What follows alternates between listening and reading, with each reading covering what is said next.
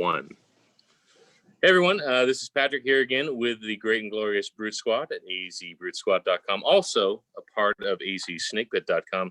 I want to thank you to join us once more on the Bruteside chats. We are joined today by the esteemed and accomplished Zach Buchanan of The Athletic.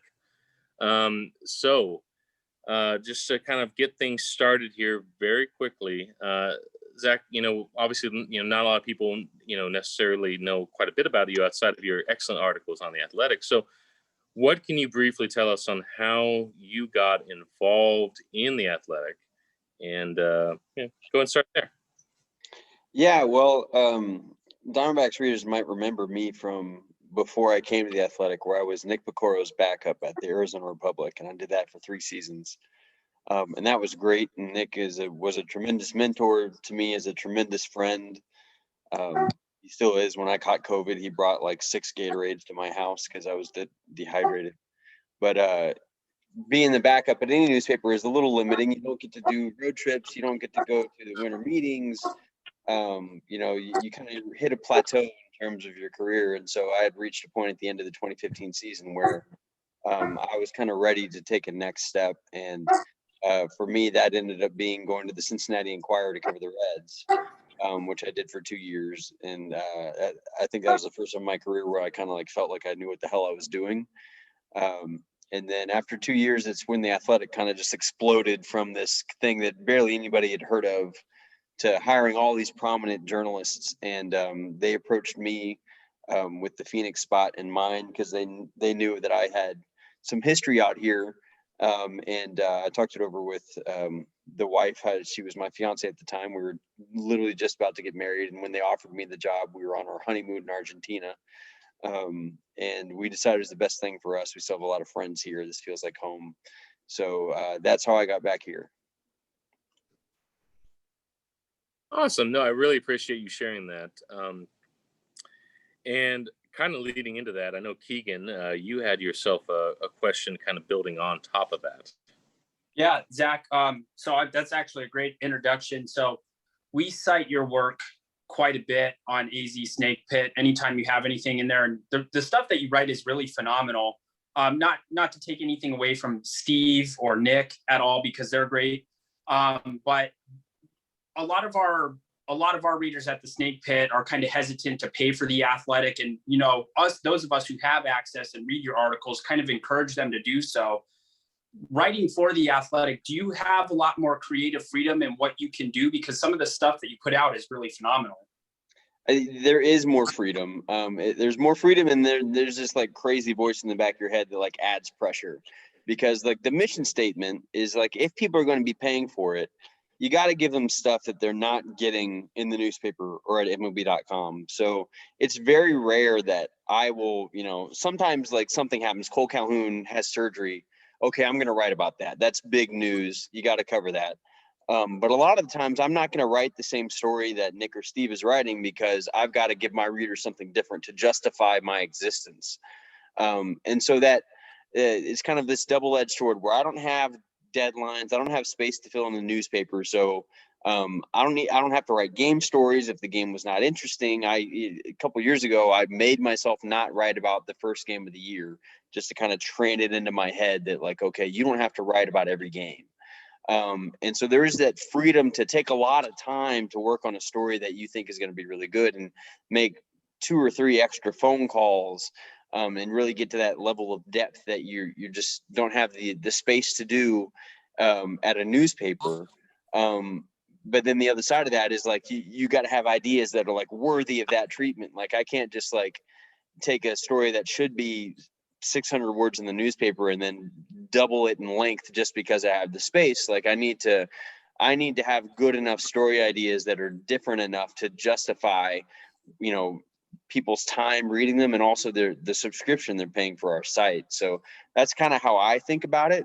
There are times where I'm going crazy because I don't have any ideas and I feel like a fraud. And there are times where I'm working on a couple of things that I'm really excited about and I know will be good. And, my mood kind of fluctuates based on that.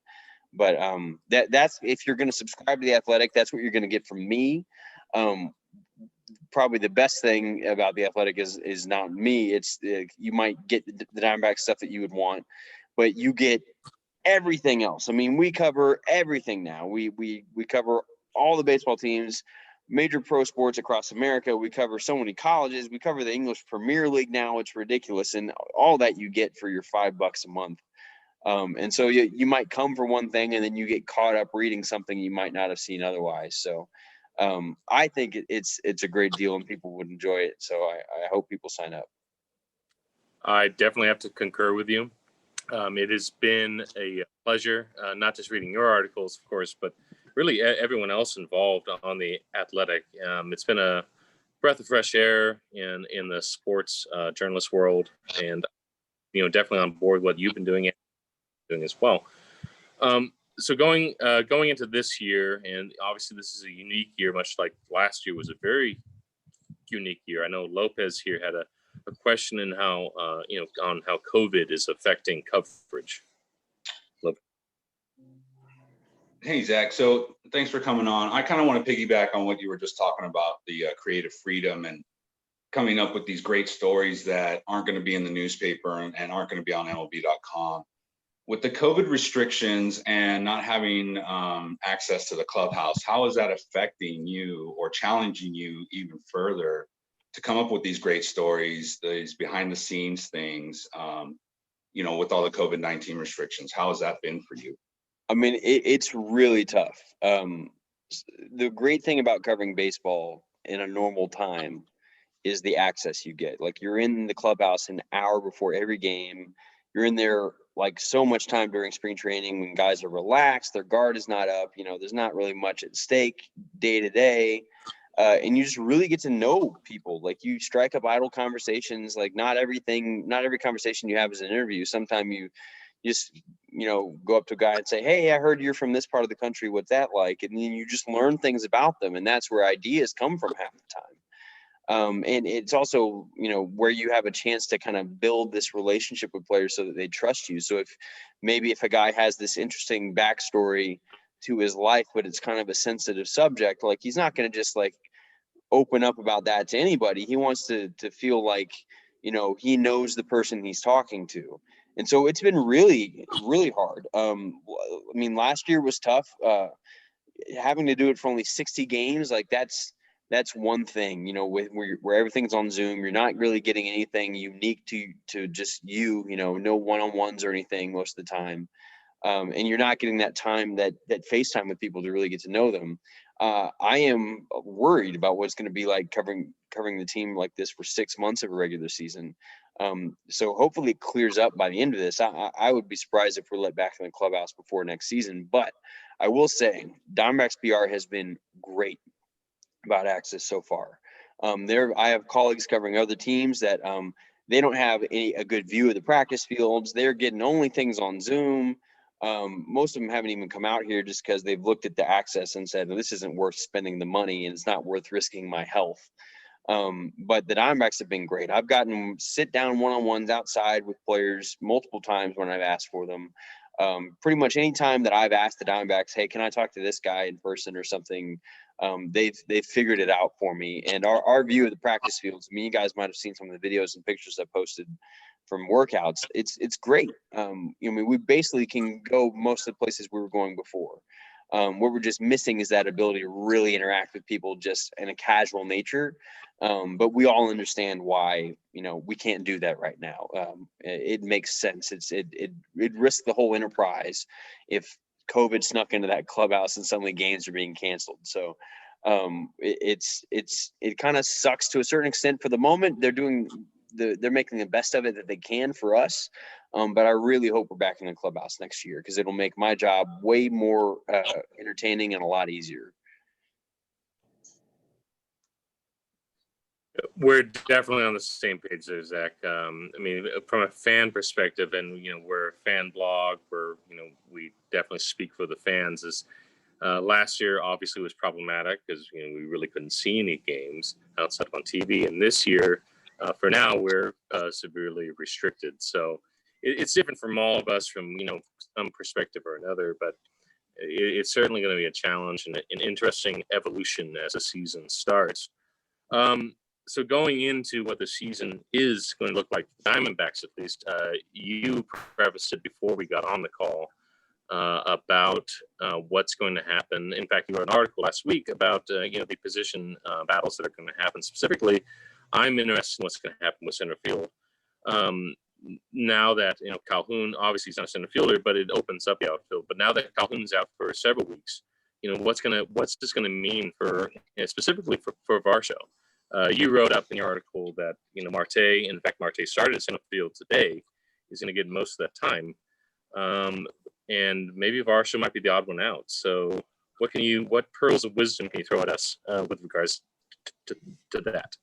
Yeah. So the problem with Dalton Varsho is not that he's like not ready for the big leagues. It's that as exciting as it is for all of us to see him play center field and also catch, it's that the Diamondbacks feel like he missed a lot of development behind the plate last year just because there was no minor league season.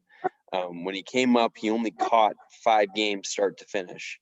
And so they view that as a position where I kind of view it as a foreign language. And I have an article coming out on this Monday where it's something you got to use or lose it, and he lost it for a lot of last season. Not that he's like backed up defensively. He hasn't. But if you want to get better, you have to keep moving forward. And so I think they view it as like Carson is their number 1 catcher. They've got Stephen Vogt on this team because his option turned into a guaranteed year based on playing time last year. And so I think that largely is going to mean that Dalton Varsho is in AAA catching every day, playing a little bit of center field to keep that in his toolbox, but they want him to get that time behind the plate that he missed. Now that doesn't mean that the roster couldn't shake out and like, man, Dalton is the only solution out in center field. And so we just gotta use him that way. They've done that with other prospects. We saw a couple of years ago with John Duplantier, where they, it was probably in John's best interest as a prospect to be starting every day in AAA and getting stretched out, but they kept having a need in the bullpen. So they kept pulling him up and, okay, well, let's get John up here. Like the major league team is like generally going to be the number 1 priority for them. But Dalton's not in a situation where he is the only option out there. They can put Ketel out there, and they have a ton of options at second base to fill in for Ketel. Some of whom, like Josh Roash, have looked really good this spring. It's not like Dalton would be the only option in right field because Pavin Smith has looked really good. And so they're kind of looking at the calculus, I think, and saying, well, I don't think it's going to hurt us too much to not have him up there, and it will benefit him a ton to be catching every day in AAA, which is why I think it's going to play out that way. Got it. And there's his position battles obviously certainly not the only one there, as you kind of alluded to. Going that even further, Lopez, I know you had some questions on that. So yeah, with respect to the outfield, your roster article the other day, you had Ketel Marte, David Peralta, Timmy LaCastro, Pavin Smith, and Trace Thompson. So with Trace Thompson, looking so hot in spring and possibly getting a shot at right field, a lot of that Cole Calhoun playing time out there. What's that look like for Trace Thompson if, Cole Calhoun comes back strong? And is there still going to be a need for Thompson to be a 5th or 6th outfielder out there? And what does that mean for him being option? Well, I don't think he has any options left. So, I mean, he's a non-roster player. So it adds this extra layer of you got to create a 40-man spot for him. Then if he's kind of pushed out of the picture, you risk losing him, which is a complication for him. But I think the advantage that he has is that they are not going to keep too many of these young players like the Wyatt Mathesons, the Andrew Youngs, like all these guys that are vying for time right now. Not too many of those guys are going to make the club because inevitably some of those guys are going to play a lot, and then some are just like never going to see the field. And so I think they view Trace Thompson a little differently, where like, it'd be great if there's playing time for him, but if he's like that 5th guy on the bench who's pinch hitting for the starter the first time through, at the first opportunity, he can deal with that better than these other guys who might be better served, kind of like we were talking about with Varsho, being in AAA and playing every day if they're not playing all the time. And when I kind of do the roster math in my head, I think it plays out that way to where Wyatt Matheson or Andrew Young, these right-handed hitting infielders who are going to be seeing a little bit of outfield time this spring, I'm not sure how often they're going to fit into the mix lineup wise, because they were probably only play against left-handers. There's not going to be time in the infield against left-handers because you're going to have, Cattell moving out to center, Asdrubal Cabrera coming in at third, Eduardo Escobar going over to second. So it's a question of, okay, are you going to have someone like that, Tim LeCastro on one corner and one of these guys, Young or Matheson, on the other corner? You could do that, but that's not a ton of at bats. So maybe one of those guys makes the club, but the other guy doesn't. That still leaves a bench spot open. And who's playing super well right now?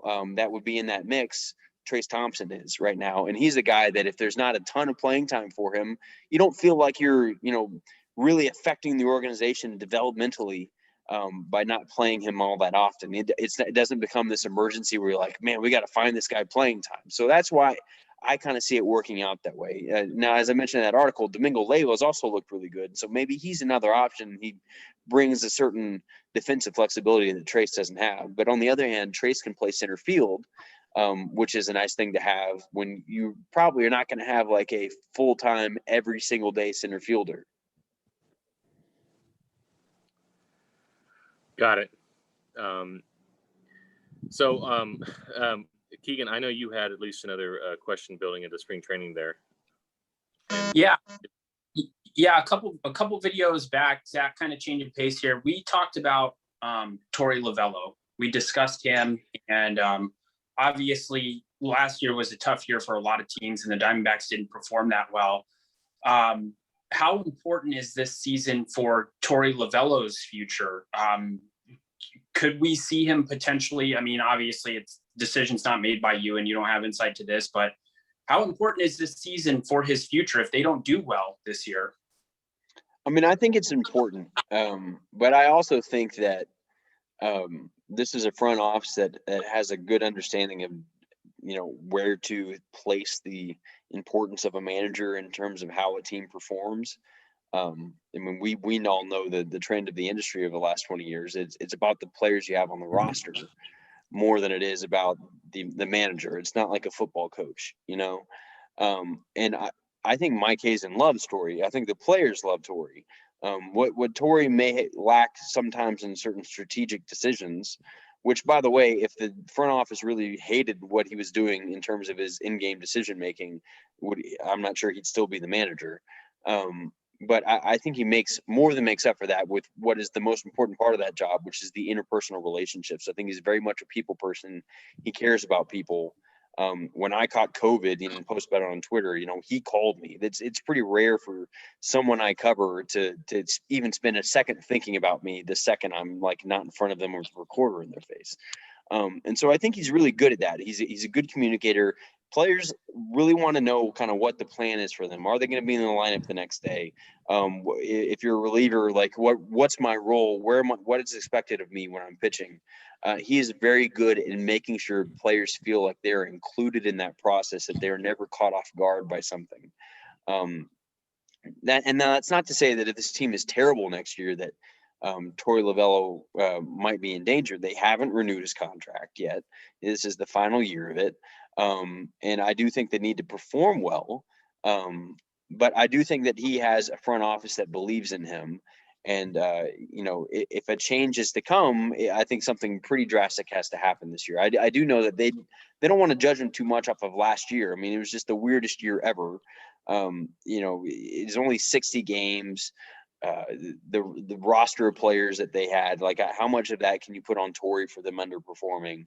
And so I do think that they're just kind of making last year a wash. So this year's important, but I think that this is an organization that really values Torey. I definitely agree, and I know that I've advocated here, not just on the Bruteside chats, but on AZ Snake Pit as well, that last year was an aberration. It's really hard to judge any manager last year on what happened because of just how insane it was.